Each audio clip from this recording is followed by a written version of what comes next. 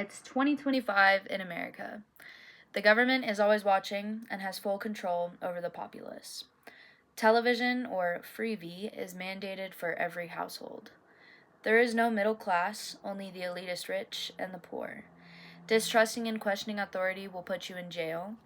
You have an incredibly sick child and can't afford medical care. What's your next move?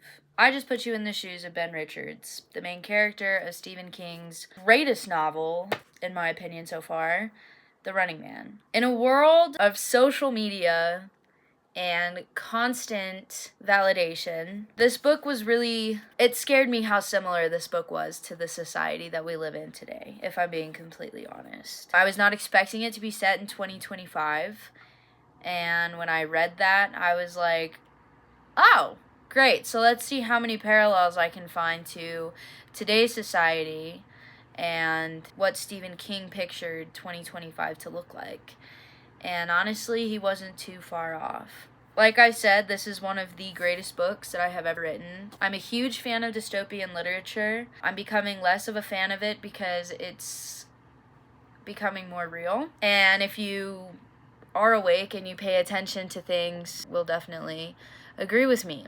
So I just want to get into a little bit of history and how crazy it is that this book is so similar to today.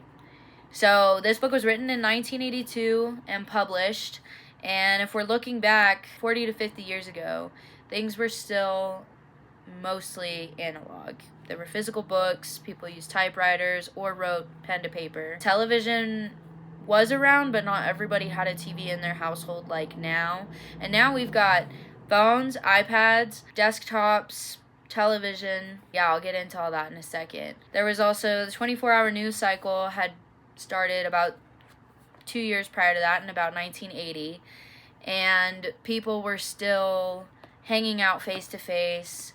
Phone calls happened, but if you weren't at home, you weren't answering the phone. There wasn't constant connection. There wasn't constant instant gratification for whatever you were feeling. There wasn't an overexhaustion of dopamine. People were still picturing what the world was going to look like today. And I wonder what Stephen King's thoughts would be on this book, and if he thinks that he was spot on or if he thought he was wrong. There were movies like Tron and Blade Runner that had pinpointed ideas about life in the 21st century, but it was all speculation, right? Like, where people were like, oh, this is so futuristic, things are going to be different, like, I wonder how different it's going to be. But nobody was wrong about the fact that technology was going to be booming, but I don't think they thought it'd make it this far. Like I had said, we've got smartphones, smartwatches, glasses, which, here's a little aside, John Carpenter's They Live, you know, they can put the glasses on and they can see through people, and like, it's really cool. Now we've got constant communication through social media. Email is basically irrelevant in Gen Z and younger generations. Streaming services are available at any time. You just gotta sell your soul and pay $20 a month for no ads. If you want ads every 5 minutes, you're gonna pay $9.99 for whatever you want. And my last point is that literature and media is no longer thought-provoking. And I mean that, this might make a few people mad in the book community, but if you are this is a hot take, and I guess it's a hot take because majority of people are going to disagree with me. If you are reading smut 95% of the time, and you're not spending your time reading something about quite literally anything else, it could be a Charles Dickens book, or it could be dystopian literature, could be an article about news and what's going on, which is odd enough to say more thought-provoking than a book full of sex.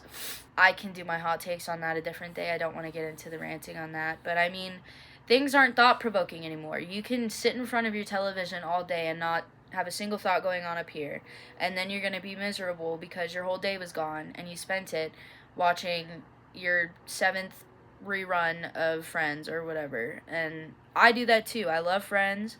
I love watching TV, but it's gotten to a point where I need to be more active with how I'm utilizing my brain and how I'm thinking and stuff.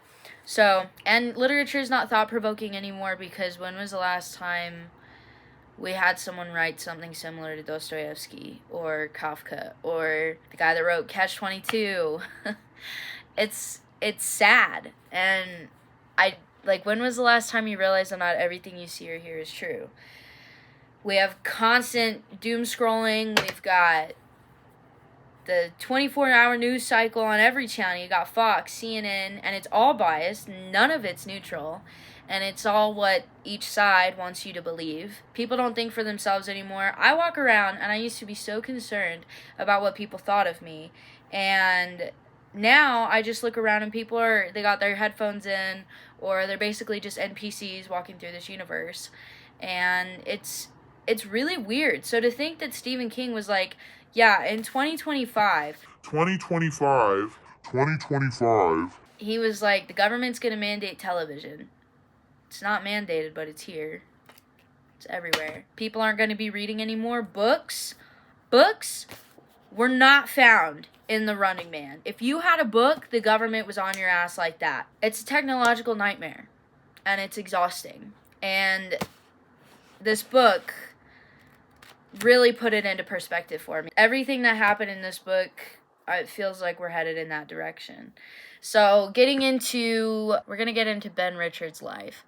So, like I had said, in the book, the setting, we've got the elitist people. So, put it into perspective for you. We've got the government on one side of the country. We've got the Hollywood elites on the other. Got the elites, right? There's no working class anymore. If you're working like a dog, which is honestly kind of similar to what's going on today. So, Ben Richards is part of the lower class, and his daughter is sick. She's, I think, if I remember correctly, it's pneumonia. And they can't afford medical bills because they don't got medical insurance. So his, last stop to being able to save his daughter's life is these game shows. And one of the game shows is The Running Man. So the elites, put on this game. There's constant game shows running, right? And this is how everyone in the lower class is going to be able to make money. And the one that Ben Richards ends up in, because he's the only person in society that's not sick, doesn't have any underlying health conditions, is in good shape and good health. So they throw him on The Running Man because they're like, yeah, you can run, right? You're not going to die. You're not going to keel over from asthma and all the crap that we've been putting in the air. And you can do this, right? So he does the physicals.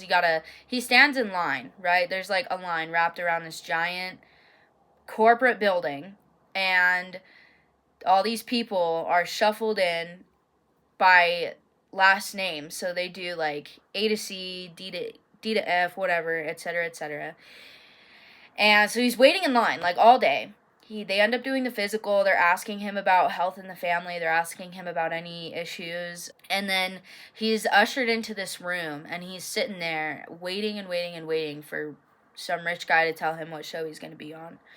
And he's told he's going to be on The Running Man. So the whole concept of The Running Man is that there's one man running from the government. You can do disguises, you can hide. Anybody that finds him and doesn't say anything is going to be killed by the government. If he's found and seen in public, people are supposed to say something, and the reward is $1,000 new dollars. So there's the current, the old US currency, which is dollar bills that basically aren't worth anything.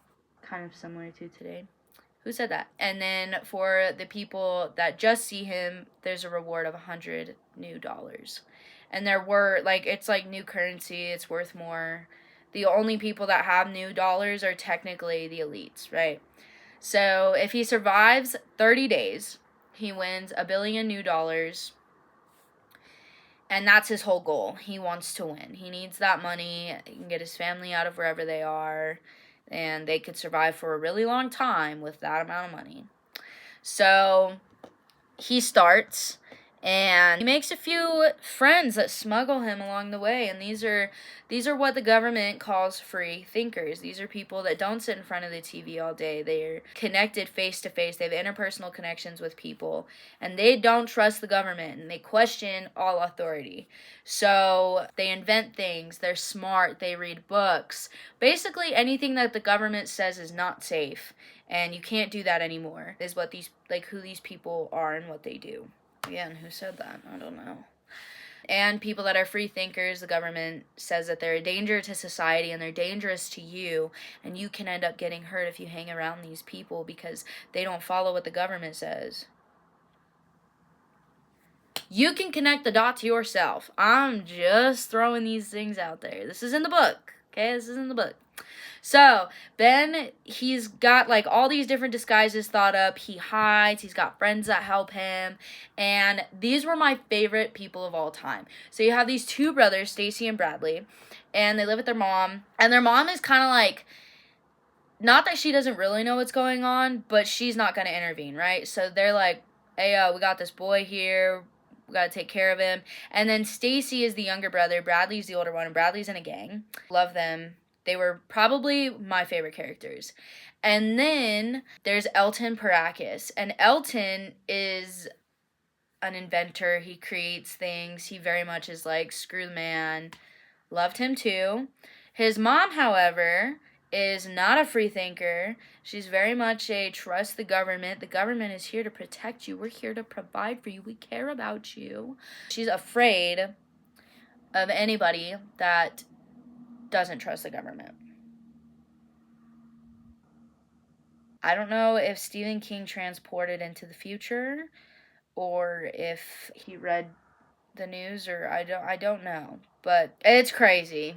Anyways, after Ben has his smuggling party going on with Stacy and Bradley, and then he meets Elton and goes across state lines, he gets called out, and Elton's mom, Virginia, is the one that calls the police.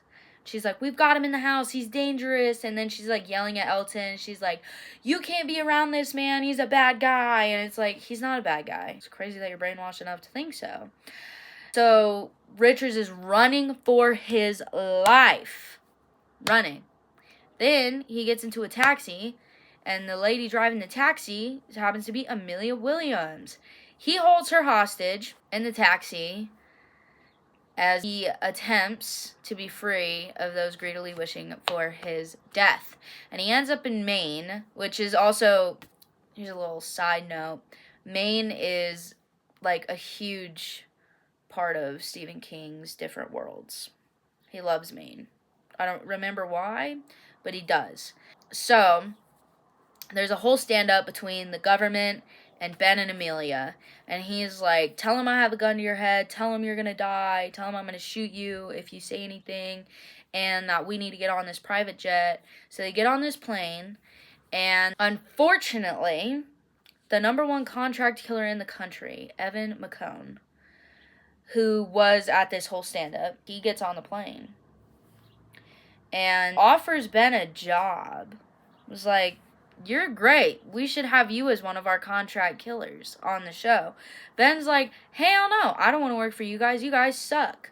I want to pretend, after I get this $1 billion, I want to pretend to be low class. He was like, I'm going to have $1 billion, get the hell out of your way, and you guys are never going to find me again, basically. And there's a huge plane fight at the end.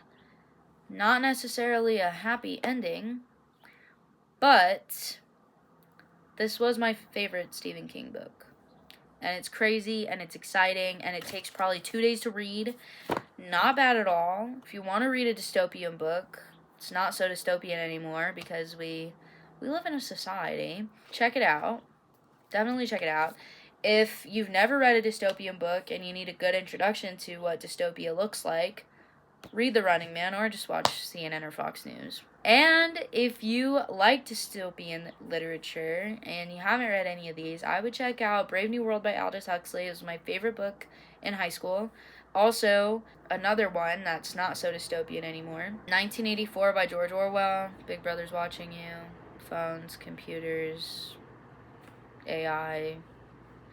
Fahrenheit 451. They burn all the books. You're not allowed to read anymore because reading keeps you thinking. And thinking, the government doesn't want you to do. So, I could be ranting about the society we live in. I could be ranting about the books that people read. But just go read The Running Man. If you need a good Stephen King book, if you've never read a Stephen King book, this is a good one to start with. Because it's not his horror stuff. It's very different Stephen King feel, but it's great. And I love it. And if you read thought-provoking literature, I think you'll like it too. Maybe I can change a few minds, you know? But yeah, hope you enjoyed. Don't forget to subscribe and give me a good old like down there. And then, yeah, if you've got favorite dystopian literature, if you've ever read Stephen King, or if you just want to argue in the comments to yourself, go ahead and comment down below. Should be more content coming soon. I've got my book club on Fable. It's called the Prose Posse. If you'd like to join us, we're reading The Haunting of Hill House right now. And then we're finishing that up November 3rd, October 31st. End of October, beginning of November, and then I will be picking a different book. If you got any ideas, let me know in the comments, and I'll see you guys in the next video. Thanks for watching.